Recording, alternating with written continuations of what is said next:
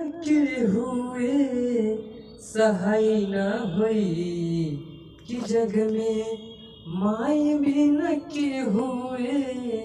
सहाय न होई केहू के तनु दुलारी बाकी माई न होई केहू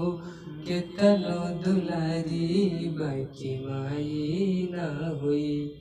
सुख दुख रतिया दिनवा सहली मुँह से कबहू कुछ न कहली सुख दुख रतिया दिनवा सहली मुँह से कबहू कुछ न कहली कि उनके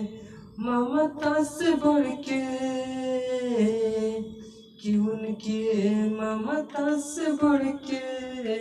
मलाई न होई केहू के तनु दुलारी बाकी